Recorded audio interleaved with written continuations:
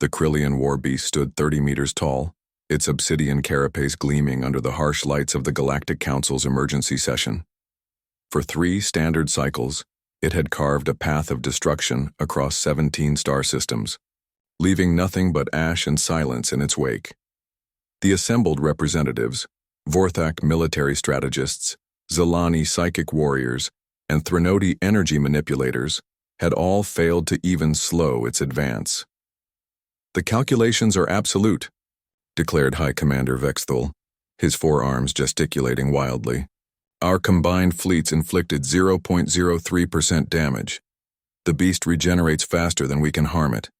Mathematical projections indicate total galactic extinction within 4 cycles." The holographic display showed the creature's latest rampage, the industrial world of Kepler 7b now a smoldering ruin. The beast fed on stellar energy, growing stronger with each consumed system. Its biomechanical form defied all known physics, impervious to plasma, resistant to antimatter, and seemingly immune to the psychic attacks that had felled lesser threats. "We must evacuate the core worlds," whispered Ambassador Lyran, her crystalline form flickering with distress. "Preserve what we can before—" "No." The single word cut through the chamber like a blade. Every head turned toward the human delegation's modest section, where a lone figure had spoken. Captain Sarah Chen stood barely 2 meters tall, insignificant, compared to the towering aliens around her, yet her voice carried absolute certainty. High Commander Vexthul's mandibles clicked in what humans had learned was amusement. "The junior species speaks? Your people have been spacefaring for what, 200 of your years? What could you possibly—" "I said no." Chen's voice remained level, but something in her tone made the massive Vorthak step back.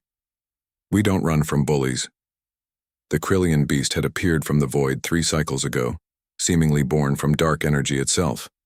Ancient texts spoke of such creatures, cosmic parasites that emerged when civilizations grew too comfortable, too soft.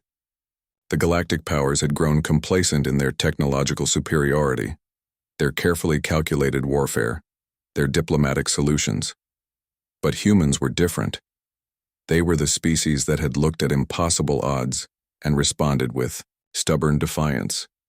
They had crawled out of gravity wells using controlled explosions, split atoms to power their cities, and terraformed dead worlds through sheer determination.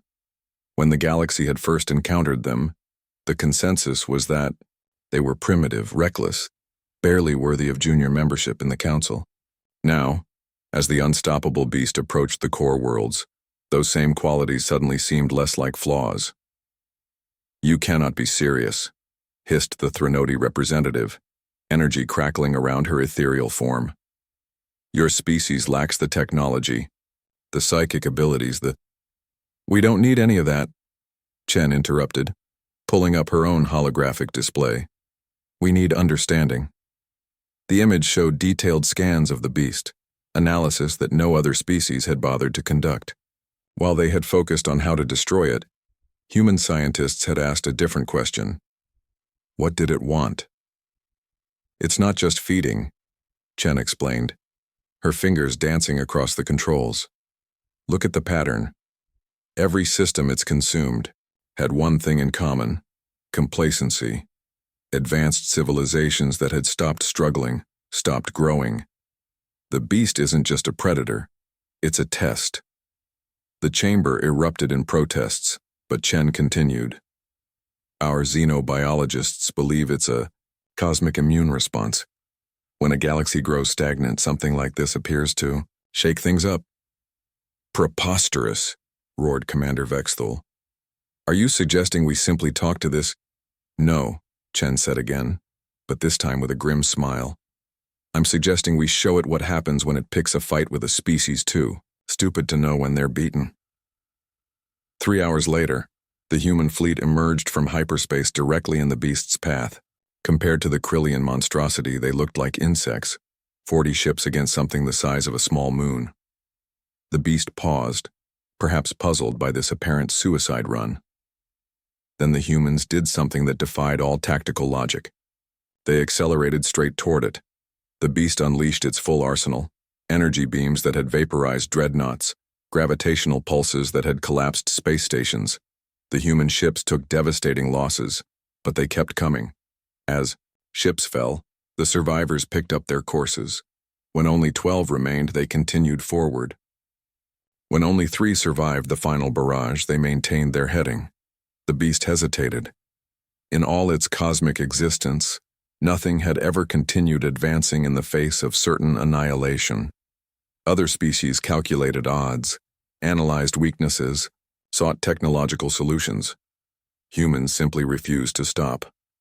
The last ship, Chen's battered cruiser, slammed into the beast's central mass at relativistic speed. The impact should have been meaningless against something so vast, but the beast convulsed, its form beginning to destabilize. Not from the physical damage, but from the metaphysical impossibility of what it had witnessed. For the first time, in eons, the unstoppable had encountered the immovable.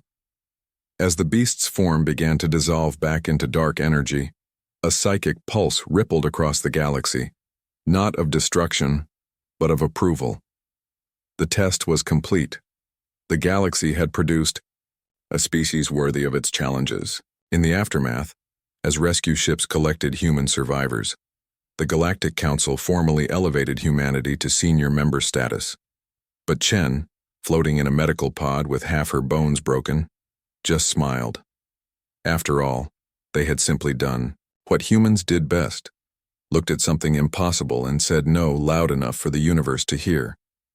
The beast was gone, but its legacy remained, a reminder that sometimes the most advanced response to an unstoppable force isn't superior technology or ancient wisdom.